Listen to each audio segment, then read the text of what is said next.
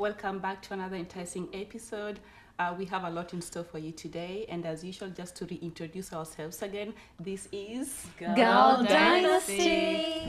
All right, guys, so you have either traveled to another country or know someone who's traveled from their hometown to a completely different country, either to study or live there. In our case, we traveled from a different country and we're in the diaspora. And when we came here, there's a lot of things that we noticed that were not similar to what we were used to, or they're a little different from what we're used to back home. So if you can relate to that, hey, let us know in the comments, because I would love to know that. But ladies, with this topic in mind, knowing that, you know, what I experienced might not be the same as what you guys experience. So can you tell me what was not even just the culture shock moment, but what are some of the differences that you noticed when you landed to this country? For me, of course, is the first time you land, and we are used to driving on the left, and here everybody was driving on the right. So everybody was on the wrong way. And it was like this big conspiracy of people driving on the right. Yeah, so definitely the driving for me. That was the first thing, and the differences that I noticed. And continuing with driving, also, you know, drive-throughs are something that are big here. Right. Yeah, you live when you're driving, you don't have to leave your car. If you're going to the bank, you can go through the drive-through. Right. Getting food is through the drive-through. Going to the pharmacies through the drive-through. So a lot of driving and very little walking here. Wow. Yeah. You know, you actually said pharmacy. Yeah. I would say chemist. Chemist. Oh yes. True. Like, Yes. what are you Right. talking about? Yeah. Are you a chemist? I'm like, no. I'm just gonna go grab some medication. Yeah. You know? Yes. And that was actually one of the things that I found to be very different. So we were colonized by the British. So English is most, you know, British English. So you'd find words like pavement, sidewalk. Okay. Can you grab something from the boot? Boot? Trunk. Oh, you mean trunk? Yeah. That's a good one. Yeah. took me a long time, Yeah, actually, yeah. chips, Fries. French fries, and tomato sauce is ketchup. Ketchup. So Okay. that was interesting, you know, because you'd say something and somebody's looking at you like, "What are you talking about?" And they'll be like, "What are you talking about?" Yeah, but over time, you know, you kind of in your mind, you know, okay, I'm talking to my sisters, for example, so you can talk the way you're used to talking. And Right. if you're talking to somebody else, you kind of switch it in your mind. Yeah. I need to speak this way. So it's a little bit hard to switch in between and just to It make is, somebody actually. understand what you're saying. Because Yeah. sometimes like, pardon me? What? Excuse you? Yeah. And the spellings too, the way things are spelled. Yes. Yeah. Yeah. For me, for a very long time, I could not spell Czech the way it's spelled here. Even up to today Up for to me. yeah, it's very hard. Czech has a Q. Yeah. Where I come from. CHEQUE. Yeah. But here it's CHECK. Yeah. It's like checking out. Check, like, are Yeah. you looking at me? Are you checking or- me? Like, yeah. Yeah. Even neater. Like Yeah. TRE, but here it's like TER at the end, which is crazy. Yeah, talking about actually that, I feel like even the biggest one to pronounce is always water. Oh my gosh. You can't, Yeah. we say water. Like we actually Pronounce overpronounce the T. Yeah. We pronounce Yeah. our T's Yeah. here. So pronouncing water actually took me like forever. Water, Yeah. tomato, tomato, Tomato, potato. Yeah, it's interesting. Yeah. And then when you go home, you're so used to speaking this way. And then when you go home and you're talking to your family members, friends and stuff, they look at you like, oh, you're feeling so high. Yes. Like like, why are you speaking through your nose? No, it's funny that you say that because that is actually a very good point. Yeah. Because when you come to this country or in the diaspora, you switch the way you talk so you can be understood. But then it kind of clicks and it sticks with you. So when you go back home to visit, you end up speaking this hybrid. It's like you're not truly speaking your country, like what is it, like Accent. dialect or Yes, accent, yes. and you're not truly speaking the diasporan dialect. So then you don't fit in anywhere, but it's kind of like you have your own hybrid. Yeah, and just something clicked in my mind regarding the differences in terms of how we pronounce things. One of the biggest difference, not even pronunciation, is how we measure things. Oh yeah. Yes. Yeah. Like That's we a do- big one. Yeah, we do the Kilometers, meters, and they do miles. miles, and We centimeters. And, Yeah. They do inches and Metric. feet. The I metric could system not here. understand LBS. I'm like, what is LBS? That is so true. Why did they not say PDS or Yeah. something? Like, LBS. Yeah, that's Yeah, surely. How is pounds Pounds, LBS? yeah. Yeah, Yeah. that doesn't make The sense. biggest is Bob. How is William Bob? yes. Wait, the short name for William is Bob? Yes. Yeah. In Kenya, we call it Will, or Willy, Rob. Willy, yeah. Bob For would me be too. Like that. Bob That's, would be what? I don't know. Bobby. No, like what is it? Bob would be the short Yeah, word the for. shortest version of what? I don't know. Back in Bob? Kenya? No, yeah. No, yeah. It's not a very common name. not a very- Yeah. If anything, it's Robert, and then You they'll say know? like Robert. Yes, Yeah. Robert. Yeah. Yeah. When you say Interesting. names, Yeah. my biggest thing was, somebody looks at you when they hear you speaking a native language, for example, and be like, "Oh, where are you from?" And you say, "Oh, I'm from Africa." Blah Yeah. blah blah. What is your name? And then you give them an English name, and they look at you like, "No, you don't have an English name." What? Like, yeah, I'm Beth. What's your real name? What is your real name? For real. Yeah, Beth. Yes. Oh, and a point of correction. It's actually Bill for William, not Bob. Bob is for Robert. Oh, You know, I was trying Still. to figure out, is it Bill or is it Bob? Bill. Yeah, okay. See, I'm confused already. yeah. Same here. I'm still trying to process, like, is it Bill or is it Bob? Anything. Okay. Because it doesn't like go like the normal Yeah. way No, that it we're doesn't. used to. No, it Yeah. doesn't. Wow. Yeah. And another culture shock or a difference that we notice as well is how back home things are very hierarchical. And hierarchical in the sense that if you're, a dad or a grandpa Yeah. or you're a supervisor at your job, titles carry a certain weight. And Right. if you have a certain title in the community, Yeah. you're revered a certain way, you're respected. If you walk into a room, you'll be given the first chance to speak. It's just like everybody just knows like, hey, this title is in the room. Right. But then what I noticed when I came here, yes, titles are still important, but it's the way people interact with each other. It's not your title that earns you that respect automatically. Yeah. It's more, what do you bring to the table, and how knowledgeable are you, or how do you care? Do you care genuinely about other people? Right. If you're truly, a people person in that regard, then that gives you the respect. Yes. And you find people are just talking and having conversations, and which is people that are just like, from my person coming to this country, I'm thinking, I need to be letting them talk. But no, here, Yeah, like back home, if it's your manager, you don't call them by the name. yeah. You say sir. If it's a Madam. female manager, you call them madam. Yeah. So madam so and so, there's that respect, or like you said, the difference. You just don't walk up into somebody's office and say, "Hello, Yeah. team, can we Yeah. talk?" Yeah. No. There's no open door policy. Yeah. No. No, there's not. You have to go Completely through shut. That door is The shut. secretary Yeah. and the assistants Make and that. appointments. Yeah. Yes. And also regarding that, I just feel like here when it comes to hierarchical, you can even go hang out with your boss. Like after work, do you want to grab a drink? Yeah, I'm down. You go grab a drink. Maybe if you're smoking, you go smoke a cigarette with your boss. It's just like normal. Like Yeah. there's nothing that makes you scared of actually approaching your Your boss or somebody who you feel like is more higher hierarchically than Yeah. you. Yeah. That is true. Yeah. And there's a lot of respect here for everybody who you work with, whether the janitor, or they are the president of the company, or they serve food at the cafeteria. There's just mutual respect for everybody's job.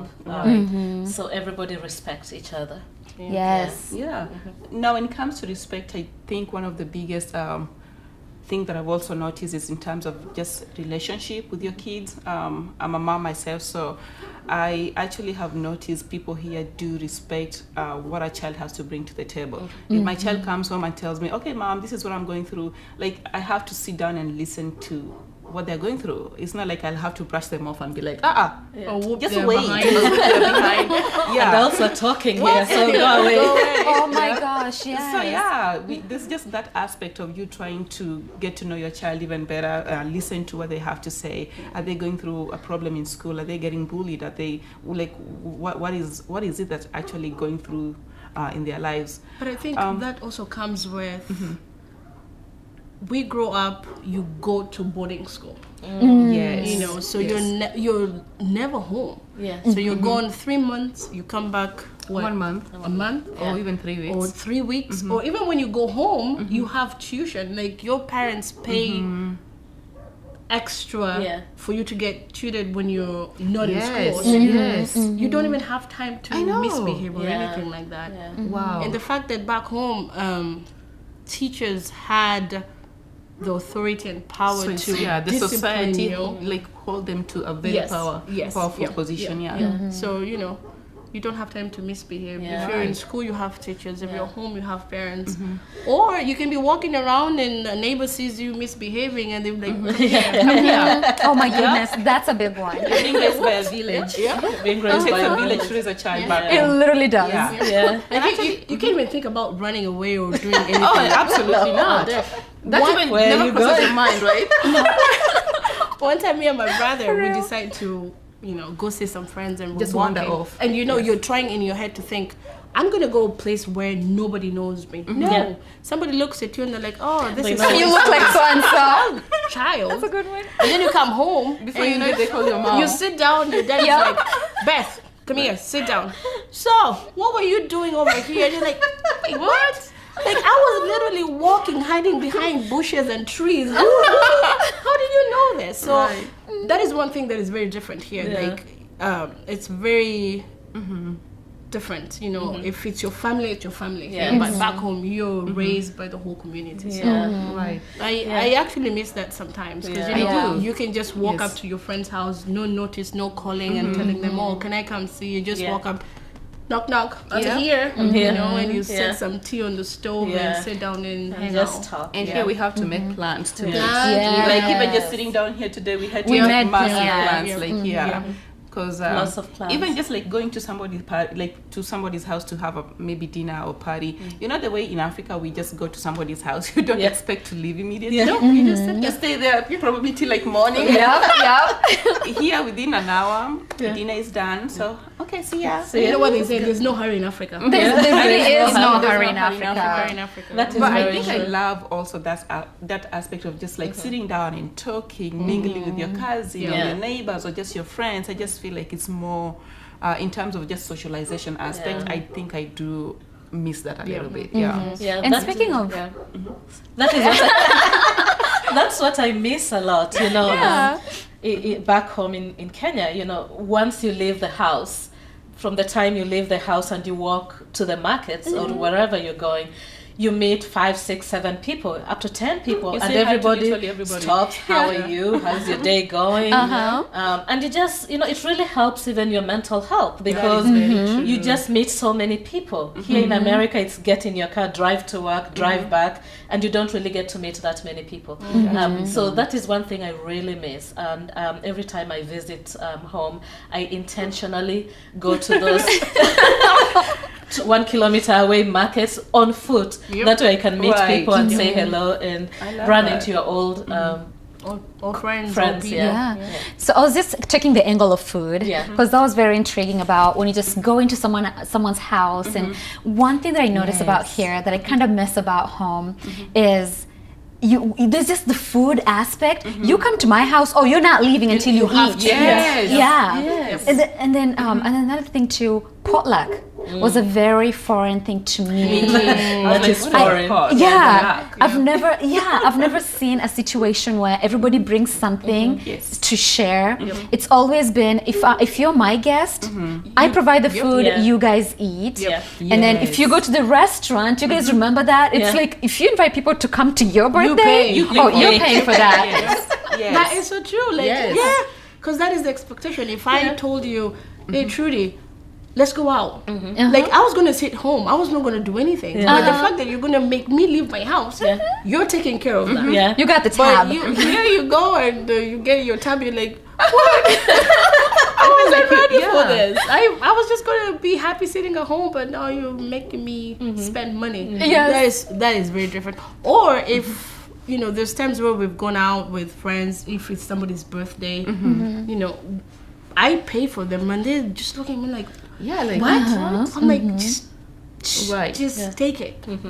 Just accept it, and let's move on.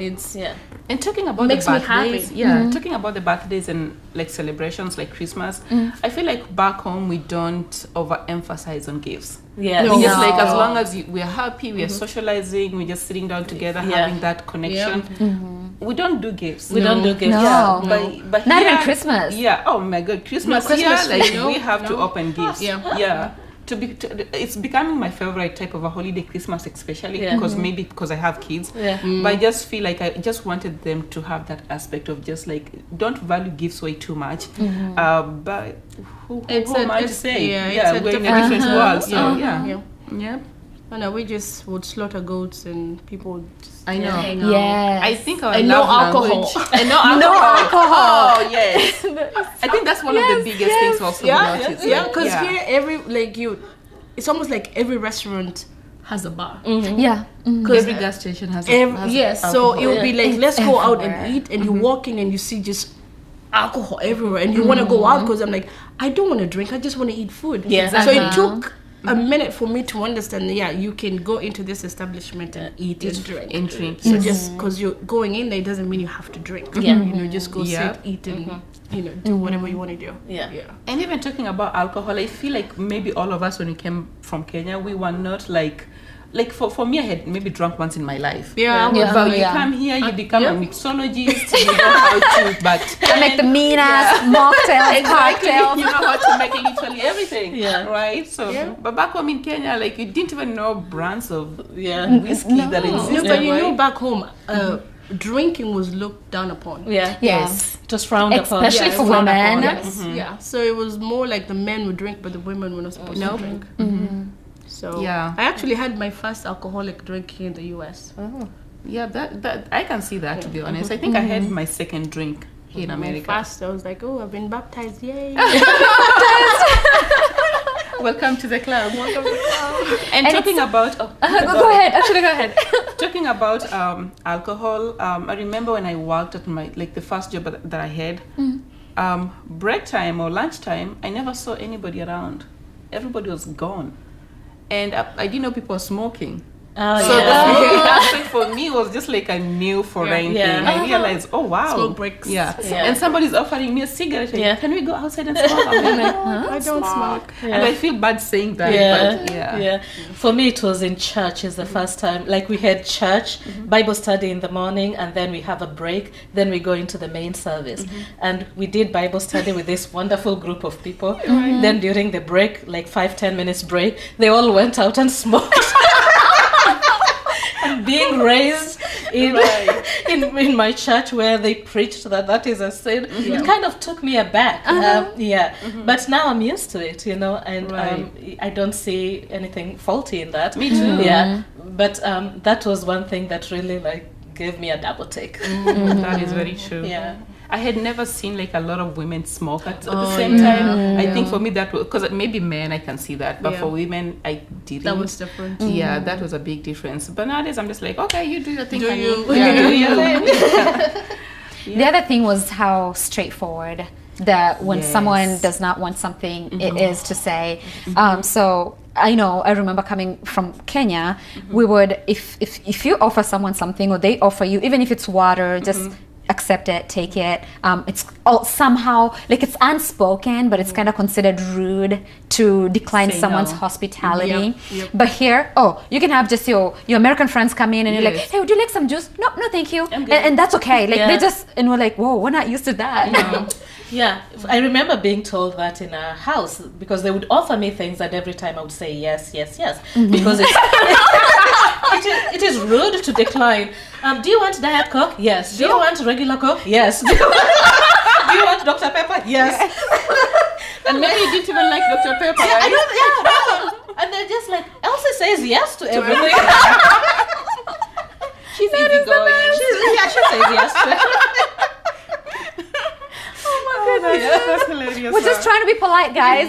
Just trying to be polite, And I that's think, how we were raised. Our love language, I think, from maybe Kenya, because we come from Kenya specifically, we can only speak from that angle. I just feel like our love language is food. Yes. Like we don't know how to entertain you without food. Yeah. Mhm. If you decline my food, that's being rude. Yeah. Like that's the only thing we know how to do best. So yeah. Yeah, and we throw it down. Yeah. We do actually. Big. Ah. Yeah, because I remember, like I usually go home every 3 years or something, and you go to one auntie's house. There's a whole thermos of tea. I know. And you have to drink the tea. You go to the next house. Do you want to eat? No. Okay, tea.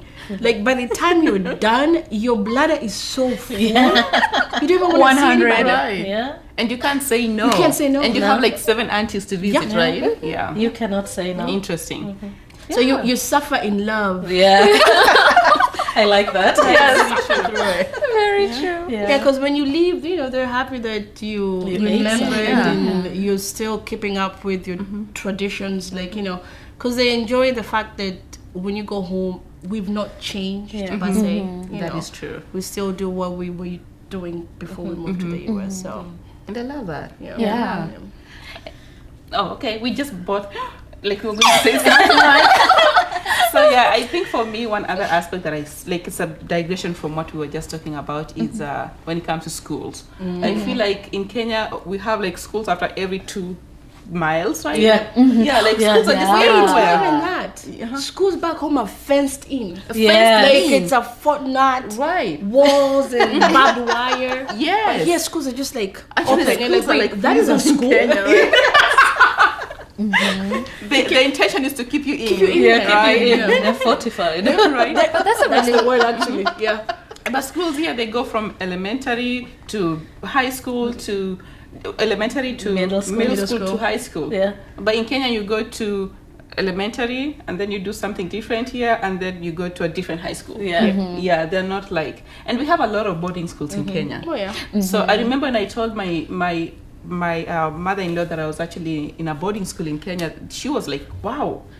Were you a bad girl? Right. No, she thought maybe I came from a very affluent family. no. Yeah, because that here is like a very normal. affluent. Yeah. Yeah, in Kenya, it's just everybody goes to boarding school. Yeah. Yeah.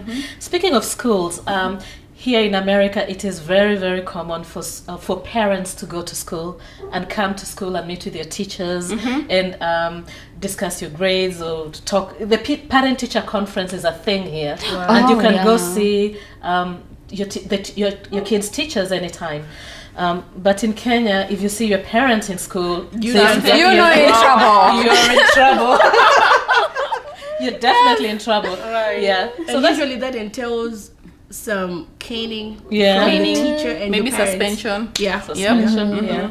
Yeah. And speaking of schooling too, here where you live determines which school you go to. So you cannot go to a school in a different district. No. But in Kenya, your parents like a school in 3 Nairobi? provinces down. Yeah. That's where you're going. But I think they're trying to kind of limit that There? nowadays. Yeah, even the teacher, the people or parents going to school to have a conversation with their teacher. Yeah. So even like we're in a WhatsApp group for one of our kids who is in Kapsabet Girls. So we have like a WhatsApp group, so they have to chat and say what is the way forward. We want parents to come to school, but if you feel like your child is not performing that well, come to school and speak with the class teacher. Yeah. So I feel like there's a little bit of a difference nowadays. Yeah. But back then, your parents coming to school, that was a big, big. You're getting a beat Yeah. down. a big- Yeah. And again, guys, we haven't been in Kenya in a long time. So we're Yes. talking from our perspectives No, when we came here. right. I was home last year. You are, so I'm You're the not ones speaking who for Beth. She has not been in Kenya for a For while. over 10 years. Yeah. Me and her were in Kenya in March. Yeah. So, So my And then perspectives might be different. Yeah. So when I go visit this year, hopefully, then I'll give you a different perspective. Culture shock for It her. will be a culture shock Yeah. for you for sure. So I'll give you another video of my culture shooketh moments. So this time around is ironical because it's you going back to Kenya being culture shocked. Yeah. Yes. After being removed for so long. So Yeah. Yeah, it's gonna be different. it is different now. Because Yeah. even being away 2-3 years, you go back and it's just like The whole dynamic is Yeah. changed. Yes. Yeah. One of the things I have tried to do in Kenya and I cannot bring myself to doing is driving. I feel like driving here is so organized. When the lights are red, you stop. Very When they're organized. green, you go. You have a right of way and all of that. And every time I go to Kenya, I try that and they tell me, don't keep saying right of way. You're going to get hit. That's a really good Yeah, one. and it's just like so many people and people are just doing different things. So, In Kenya, it's a muscle game. it is. Whoever is more yeah. muscular is gonna go. There we go. And I think another thing that was very different for me was coming from the city, Nairobi, working there, you know, you're using public transport and it has like specific places where they drop you off. Yes. And then you have to walk all this distance to get to the office. So the foot traffic was so horrendous. You find yourself walking like this. I know. You know. Yeah. And then you come to the US It's so spacious. Where the people. where's everybody? Exactly. Yeah. Especially here in Iowa, like, right? I can stretch my arm and just walk comfortably. Right. Yes. Nairobi has like 6 million people Oh my here, gosh, so it's horrible. it's very horrible. Yeah. And you're doing all that in heels. Because Oh. Kenya, that's no. actually, in Kenya, people dress to the nines. Oh, they do. Yeah. They do dress, and they will actually figure out if you came from America. They're like, Oh, they kind of know because They we, know. we go Yeah. You're just like relaxed. so laid back. Yeah. Yeah. Yeah. Yeah, actually, like when I moved, I brought all my suits, my scarf Yeah. suits, my So the That's office one of wear. those people who are flying wearing a suit. No. Okay, good. No. The skirt suits, No, yeah. I mean to the office because Yeah. that is how you dress. dress. Yeah. Yeah. You know, you're not wearing any leggings. You're wearing suits and you're dressed up. Yeah. So I'd go Formally. in and people would be like, Beth, do you have an interview? Right. I'm like, no. I'm just dressed. Oh. Are you sure you don't have an interview? Are you sure you're not leaving us? You know, I'm like, no. So it got to a point where I'm like, back home, if you're corporate, you dress You for dress. it. Yes. Like, you would not know if somebody was a senior manager or a secretary. Right. They all dress Dress up. to the T. Yes. Yeah. So they actually told me one time, like, I put them to shame or they will give me an award for the best dressed. Yeah. In my head, I'm like, I'm toning this down. Right, If I was right. to dress the way I used to, I'll be the CEO. Yeah. Yeah. No, that is very true. And Very when true. you go to, when you get invited to events, we also still dress up because we take our events very seriously. If you invite any Kenyan, you'll know like they'll be the most dressed there. Yes. It's not because they want to outshine anyone. It's just something that we grew up, you know, doing, seeing our just part of our parents, our people. background, yeah. It is, and it's something that it's kind of like you're respecting someone's event. So you're showing up not in your pajamas. You're showing up looking dressed for the occasion. Right. I remember when I used to work in Kenya, I used to work in a bank, and we specifically had a manager who, if you wore anything different than a suit, you go back home. So he insisted on you buying suits every time. Wow. And like you come into that office, oh my goodness, it looked so professional. Yeah. Which was really good, but in hindsight, I think it was just more like, Intense. what for? Yeah. Are you paying me extra for my Yeah. suit? Exactly. No extra. Yeah. It's just the image. Yeah. You know? So when you're out there, if somebody asks you, you know, where do you work? That image portrays Yes. where you're working. You know, they don't want to look at sloppy, Yeah. you know, employees. If you wear sloppy, they'll probably think your work is sloppy too. Right. You know. Yeah. It was a lot of work Yeah. wearing high heel shoes and I know. walking and trying not to be knocked over by. Oh my goodness. So what Foot we'll do traffic. is just you carry 2 pairs of shoes, one flat shoes, and then when you go to the office, you change and wear your heels. Yeah. And still look cute. Yeah. Wow. Yeah. So guys, as you can tell, we have a lot of differences that we can talk about for days. So if you want to keep hearing about our perspectives, our diaspora versus Kenyan perspective, this is a channel to subscribe to. So we'll keep them coming. Down here. Yeah. Yes. Yep. Make sure you subscribe, and we have a lot in store. We have a lot of topics to come, so just stay tuned. Stay tuned. Totally. Adios. Bye. Until next time.